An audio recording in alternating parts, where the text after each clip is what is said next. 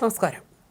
ഏറ്റവും മികച്ച വിമാന കമ്പനികളുടെ പട്ടികയിൽ ഖത്തർ എയർവേസിന് രണ്ടാം സ്ഥാനം. ഓസ്ട്രേലിയ ആസ്ഥാനമായുള്ള എയർലൈൻ റേറ്റിംഗ് .com 2025 പട്ടികയിലാണ് ഖത്തർ എയർവേസ് രണ്ടാം സ്ഥാനം സ്വന്തമാക്കിയത്.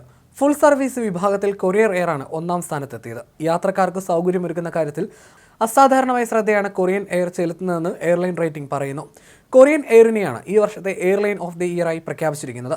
യാത്രക്കാരുടെ സൗകര്യം, അവരുടെ ഫീഡ്ബാക്ക്, എയർലൈൻ നെറ്റ്വർക്കിലുള്ള സ്ഥിരത എന്നിവയൊക്കെയാണ് മികച്ച എയർലൈൻസിനെ കണ്ടെത്തുന്നതിനായി പരിഗണിക്കുന്നത്. ഇത് ജനപ്രീതിയുടെ അടിസ്ഥാനത്തിൽ നിർണ്ണയിക്കുന്ന പുരസ്കാരമല്ലെന്നും എയർലൈൻ റേറ്റിംഗ് പറയുന്നു.